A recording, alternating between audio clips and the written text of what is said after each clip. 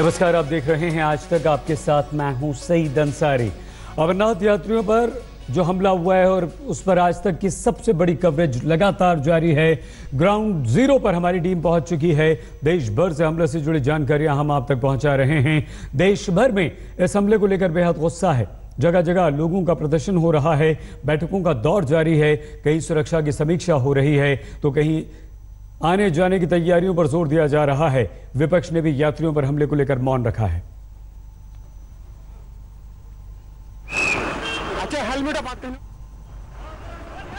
यात्रियों पर हमले को लेकर देश में गुस्सा है। मृतकों के परिवार वालों का दर्द थमने का नाम नहीं ले रहा।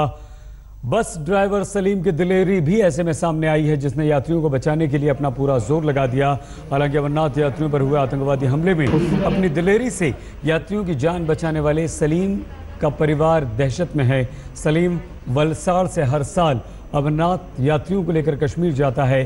सलीम के रिश्तेदारों का कहना है कि हमले के तुरंत बाद घर में फोन करके पूरी जानकारी दी। सलीम को भी नहीं पता था कि बस में कितने लोग गोली का शिकार बने, लेकिन वो अंधाधुंध फायरिंग के बीच बस को आगे बढ़ाता चला गया। उसने बस रोकी नहीं।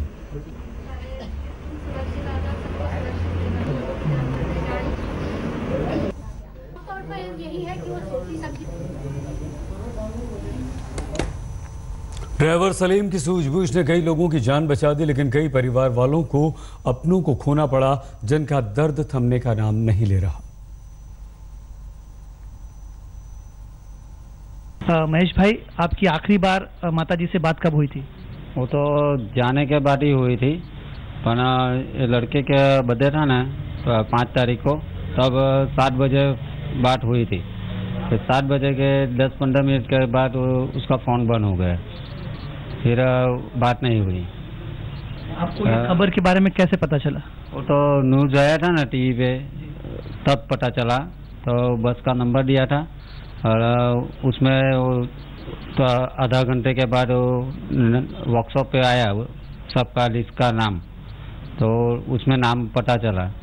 फिर 2 जन गया था, तो दोनों का नाम अंदर वो बस में आया, तब पता चला कि ऐसा ऐसा हुआ है। तो मालूम नहीं था कि ऐसा हो गया है, तो सुबह पर मालूम पड़ा कैसा हो गया। इसलिए इनके पोते the grandson of Lakshmi Ben is also with us. आपके लिए, परिवार के लिए बेहद दुख की घड़ी है, लेकिन फिर भी क्या चाहते हैं आप?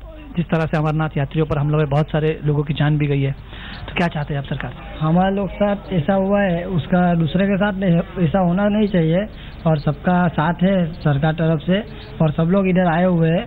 और मैंने 5 तारीख को बात किया था 7 बजे, बाद में आधा 1 घंटे के बाद वापस फ़ोन किया तो कुछ फ़ोन का रिसीव नहीं हो रहा है, स्विच ऑफ आ रहा है, कवरक सेंटर के बाहर आ रहा है। बाद में मैं बोला कि डैडी किधर हो?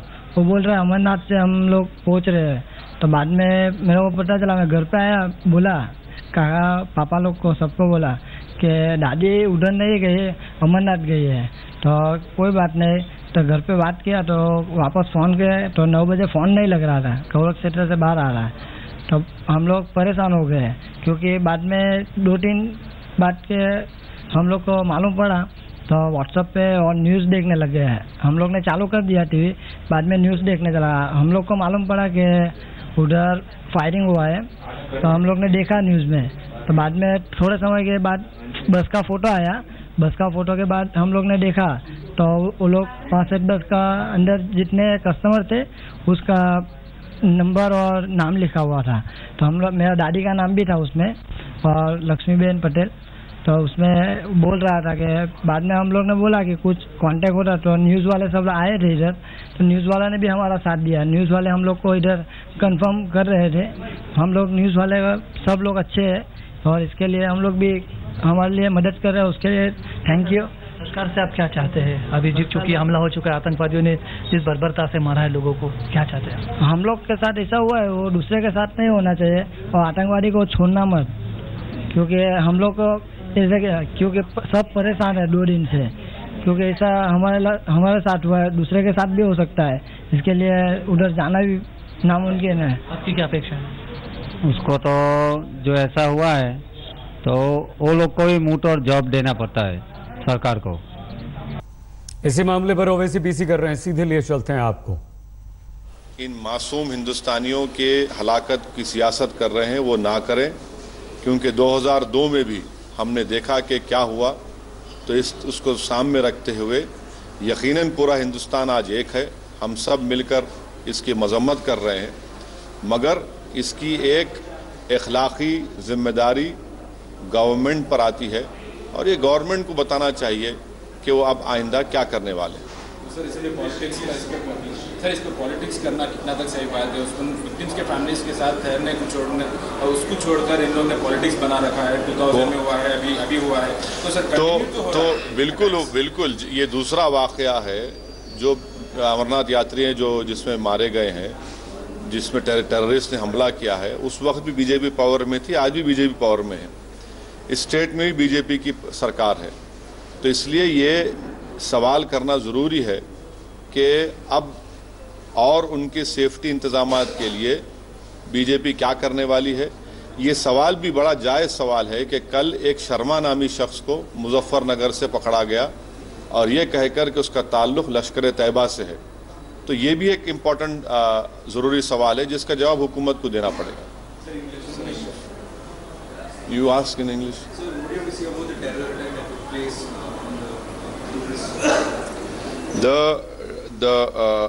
One minute. Let me take that. Sorry. The terror attack which took place, which resulted in the death of 7 innocent Amarnath Yatris, is highly condemnable. I have no words to. और जम्मू में इस वक्त आतंकवादी हमले के विरोध में प्रदर्शन हो रहा है। प्रदर्शनकारी सड़कों पर उतरे हैं, आतंकवादी हमले का विरोध कर रहे हैं।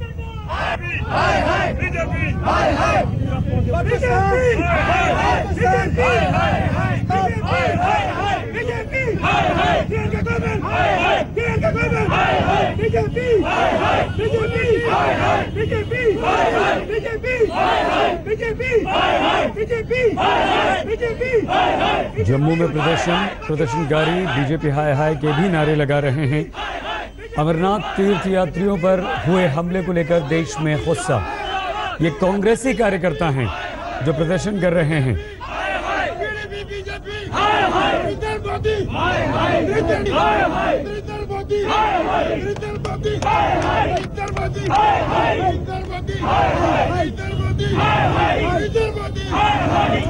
सरकार के खिलाफ गुस्सा है, सरकार के खिलाफ नारेबाजी है।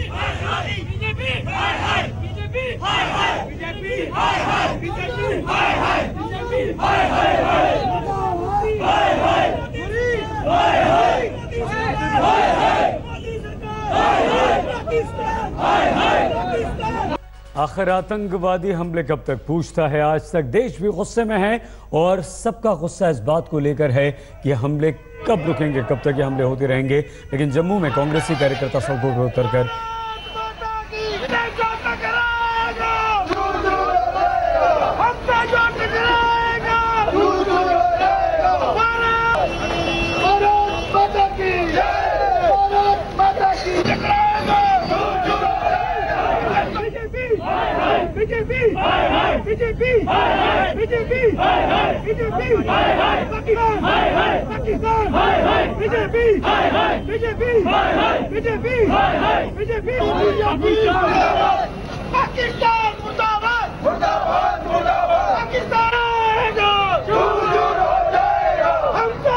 पैंथर्स पार्टी और कांग्रेस का जम्मू उधमपुर में प्रदर्शन।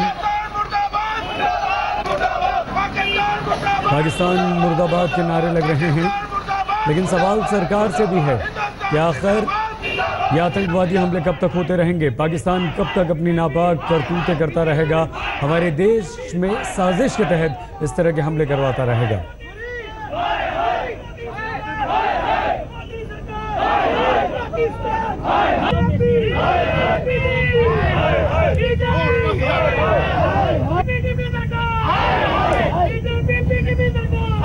हाय हाय बीजेपी, हाय हाय बीजेपी,